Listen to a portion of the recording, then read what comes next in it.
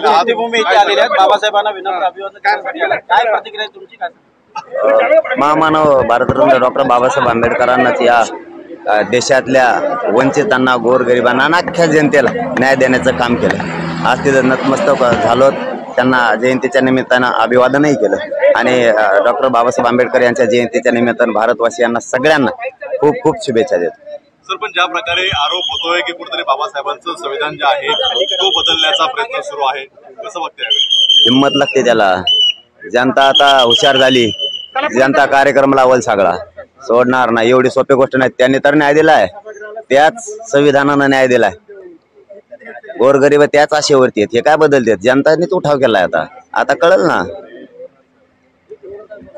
लोकसभेच्या निवडणुका फक्त तोंडावर आलेल्या आहेत, अशा वेळी तुम्ही मुंबईत आलेला आहात, प्रचार वगैरे काय करणार आहात? नाही, मी राजकीय माझा मार्ग नसल्यामुळं माझा जनचळवळीवर विश्वास आहे, परंतु मराठ्यांना संदेश आहे। सरळ सरळ सांगितलेलं आहे, पाडण्यात सुद्धा खूप मोठा विजय।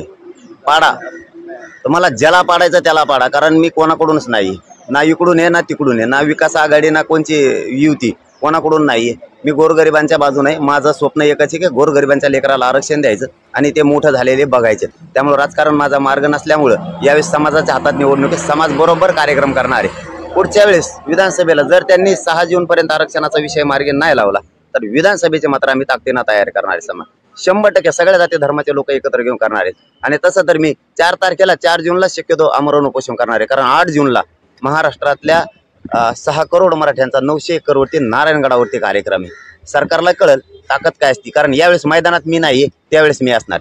पण कोणाला पाडलं तर तुम्हाला न्याय मिळेल असं वाटतंय? शेवटी तसं पाहिलं तर आम्हाला यांनी तर आता ताजं फसवलंय युतीवाल्यानं। आमचं आत्ताच आमच्या लेकरांचं वाटोळं केलंय। त्यांना स्वतःची आई बहीण दिसते, पण राज्यातल्या करोडो माता मावल्या रस्त्यावर आल्या होत्या, त्या आई बहिणी मात्र सरकारला दिसत नाहीयेत। आमच्या छातीत महिलांच्या गोळ्या लागल्या, त्या पण त्यांना दिसत नाहीयेत। यांनी काय दिलं नाही, आणि ते महाविकास आघाडी ते तर कोणते शान आहेत, त्यांनी 40 वर्ष काय दिलं नाही। होतं ते आरक्षण घातलंय आमचं, परंतु आता आमच्यावरतीच विश्वास, आमच्या गोरगरीब जनतेवर। गरजवंतांचा लढा आहे तो आम्ही जिंकणार आहेत, 100% जिंकणार आहेत। यांना किती आडू येऊ द्या। दुसरा प्रश्न असा आहे, प्रकाश आंबेडकर तुमच्याकडे आलेले होते, समाजाला कळालंय कोणाला करायचं। शेवटी वळही लक्षात ठेवावं लागणार आहे आमच्या आई बहिणीवरची आम्हाला, आणि त्यांनी काय दिलेलं नाही, महाविकास आघाडीनं काय दिलेलं नाही। समाज प्रकाश आंबेडकर तुम्हाला भेटले होते नाही। आता आम्ही जर 30 तारखेला आमचा अपक्ष उमेदवार देण्याचा विषय झाला असता तर आम्ही जवळपास 6 जाती धर्माचे लोक एकत्र होतो। ते नाव आज सांगून टाकतो, जाऊ द्या। दलित बांधवही सगळे सोबत होते, मुस्लिम बांधवही होते, लिंगायत समाज सुद्धा सोबत होता, आणि 12 बलुतेदार पण होते, मुस्लिम सुद्धा सगळे होते। मराठा आणि हे एकत्र आले असते यांचा उलटा कार्यक्रम लागला असता, पण आम्हाला वेळ कमी होता, कारण ही निवडणूक लोकसभेची खूप मोठी आहे आणि आपल्याकडून राजकारणात गणित समीकरण आपल्या जुळवता आले पाहिजेत। आपण राजकीय परिपक्व पाहिजेत, आपण भावनेच्या जीवावरती सामाजिक आंदोलनं करू शकतो, परंतु राजकारण भावनिक याच्यावर करू शकत नाहीत। आपण तिथे समीकरण जुळले पाहिजेत, तरच समाजाचं भलं होतं। नसता समाज मीच एक केला आणि उद्या मातीत मीच घातला असं झालं असतं, मी माझा समाज मातीत या राजकारणासाठी घालू शकत नव्हतो। म्हणून मराठ्यांनी यावेळेस विचारपूर्वक विचार करा, मजा बघा। आणि सध्याची पोझिशन अशी आहे की मराठी कोणाच्याच सभेला जात नाही, कोणाच्या प्रचाराला जात नाही, मजा बघतात, राईट कार्यक्रम लावणार आहे ते। पाडण्यात सुद्धा खूप मोठा विजय पाडा। सर, पण आंदोलनाची जिथून सुरुवात झाली त्या जालन्यामध्ये सध्या महायुतीकडून दानवे आहेत, तर महाविकास आघाडीकडून काळे उमेदवार आहेत। तुमची जालन्यातली नेमकी भूमिका काय असणार आहे आणि कशा पद्धतीने जालन्यात जाताचं वातावरण आहे? निकालाच्या दिवशी राईट कार्यक्रम होतोय, तुम्ही फक्त बघा। पण मला एक नाही कळलं ताई, आम्ही ओबीसीतून आरक्षण मागतो त्यावेळेस आम्हाला विरोध केला जातो, ओबीसीतून आरक्षण मागू नका। मग ओबीसीच्या नेत्याचं ओपनच्या मतदारसंघात काम काय, हे उभा राहिलेच कशाला? याने तिकडे कॅनडा फिनाडात आफ्रिकेला जाऊन भरायचं ना। आम्ही ज्यावेळेस ओबीसीचं आरक्षण मागतो त्यावेळेस ओबीसीचं येऊ नका म्हणता, ओपनच्या मतदारसंघात तुम्ही करता काय?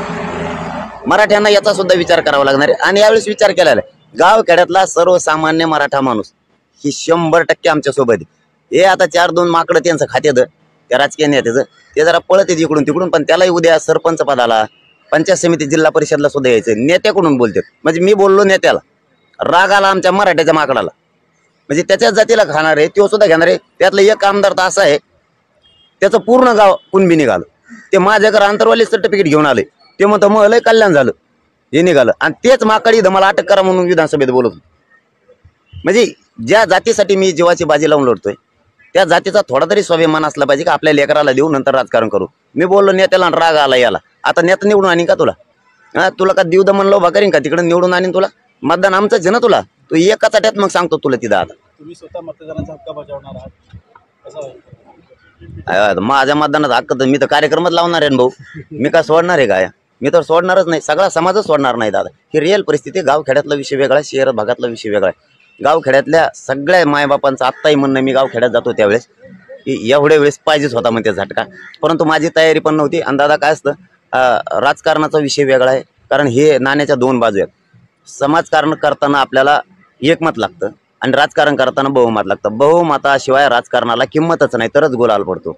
कारण भावनेच्या जीवावरती तुम्ही सामाजिक आंदोलन करू शकाल, पण भावनेच्या जीवावर तुम्ही राजकारण नाही करू शकत. मतात रूपांतर त्याचं झालं पाहिजे आणि विधानसभेला आम्ही ते करतो. आतापासूनच तयारी लागलो. मी उभा राहणार नाही, मला राजकीय स्वार्थ नाहीये. मला मराठा समाज, माझी जात विकून मला मोठं व्हायचं नाही. यावेळेस मी खासदार झालो असतो, सगळ्या पक्षांनी मला पाठिंबा दिला, सगळ्या जाती धर्मांसुद्धा. मग मला आयतं होतं राव, त्यात पगार भेटतो म्हणतात. माझ्याजवळ 8 आणा बी नाही पगार. हे रेल्वे फुकट, इमान फुकट, मपली बायकोन मी दिल्ली जाऊन गुलाबजांबू खाल्ले असते. ठीक आहे, आयतं होतं ना, कुणी सोडलं. मी लात मारली जातीसाठी, त्याच्यावर मला नाही करत त्याची. विधानसभेत सुद्धा आम्ही त्यात उतरणारच नाहीये, मी नाही वैयक्तिक, पण कार्यक्रम मात्र दाखवणार. कारण 92 ते 93 मतदारसंघ असे आहेत महाराष्ट्रात 288 पैकी, नुसतं मराठ्यांचं वर्चस्व आहे त्याच्यावरती. मी कार्यक्रम लावल्याशिवाय यांचं सोडित नाही. जर यांनी नाही दिलं ना 6 जूनपर्यंत आरक्षण, तर विधानसभेची तयारी सुरू झाली म्हणून समजायचं. सर प्रकाश होणार. जोपर्यंत ते आमच्याशी राजकीय सूड भावनेनं वागत नव्हते तोपर्यंत आम्ही त्यांना 7 महिन्याचा वेळ दिलेला. मी कोणाला सोडत नाही. देवेंद्र फडणवीस साहेबाला कधी बोललो का मी 6 महिन्यात? नाही.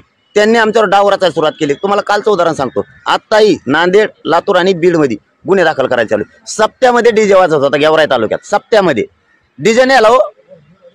ते हलकी वाजणारे बिचारे, ते 2-2, 300 रुपये कमवणारे बिचारे, त्यांच्यावर गुन्हे दाखल. महिलांवरती, त्या वाघोलीच्या महिलांवर केले, नांदेडच्या आणि लातूरच्या महिलांवर गुन्हे दाखल. एक महिला तडीपार केली. तडीपार ही देशातली पहिली घटना. तडीपार लिहिलंय काय त्या नोटीसवरती? तडीपार करताना तुम्ही सामाजिक आंदोलन लई करता म्हणून.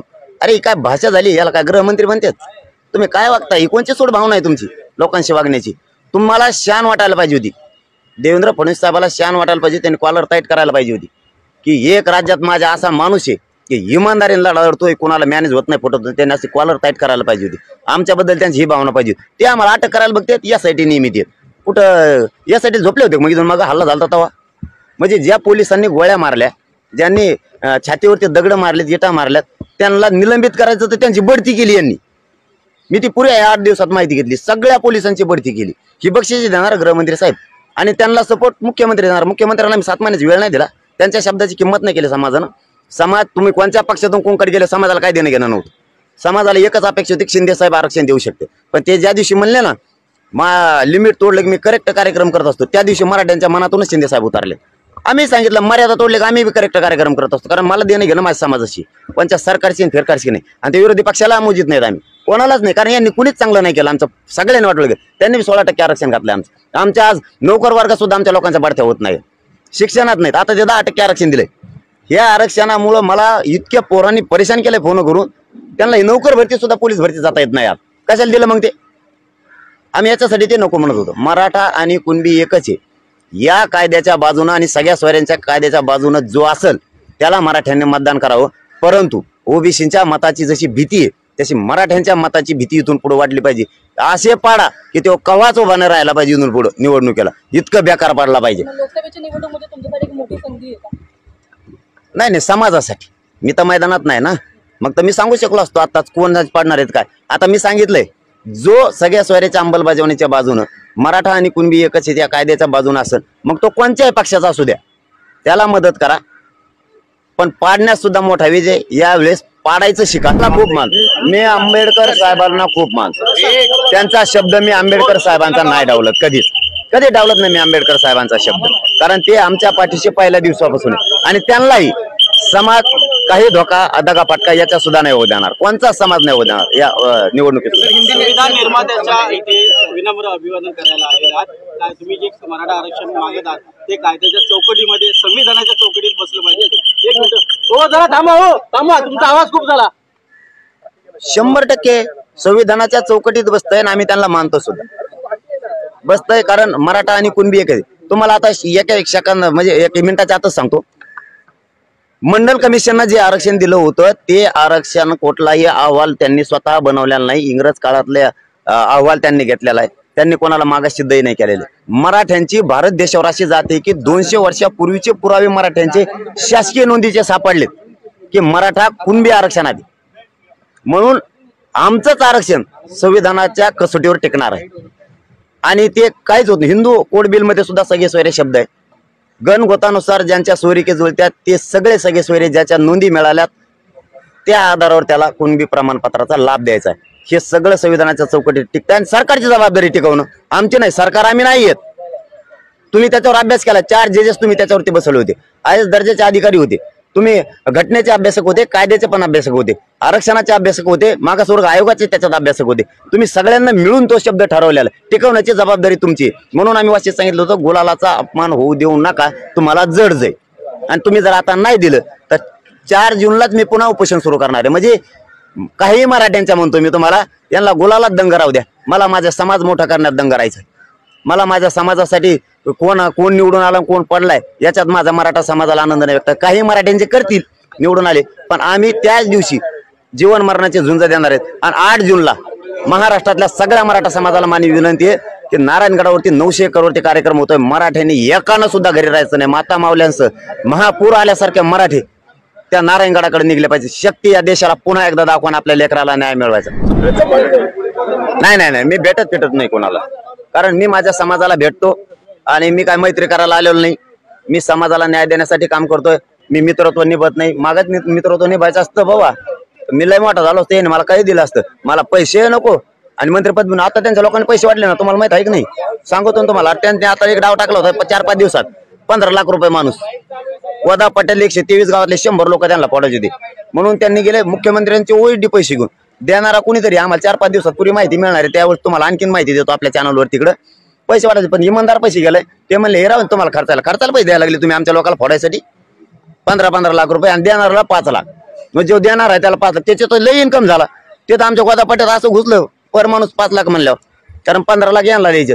तेव्हा म्हणला माझ्याकडून तेव्हा होता 150 एकरवाला. तेव्हा मला माझ्याकडून 50 लाख घेऊन जाय. तो ते मुख्यमंत्री गृहमंत्री कोणत्या आली आमचे फोडून नाही शकत साहेब तुम्ही. तुम्हाला आणखीन बी गृहमंत्र्यांना सांगतो मी, तुम्ही माया नादाला लागू नका. मी निष्ठावान आहे, इमानदारी. मी माझी जाती विकू शकत नाही. तुम्ही माझ्या नादी लागू नका. गोडी गुलाबीने प्रश्न सोडवा. तुम्ही माया नादाला लागून तुम्ही मला आंदोलनात हलक्यात घेतलं होतं. तुम्ही मला इथून पुढे राजकारणात हलक्यात घेऊ नका. मला तिकडे जायचं नाही राजकारणात. मला बळच राजकारणात पडायचा प्रयत्न जर गेला तुमचा कायमचा कार्यक्रम लागेल. आणि लावल्याशिवाय बी आम्ही शांत नाही बसतो. कारण दलित बांधव, मराठा बांधव, मुस्लिम बांधव, लिंगायत बांधव, 12 बलुतेदार सगळे आम्ही एकत्र येणार आहे. हो द्या ना. याने 2 मुख्यमंत्री उपमुख्यमंत्री केलेत. आमचे 7 व्हायनात काय फरक पडाय काय? जाऊन द्या सगळ्याचं एक.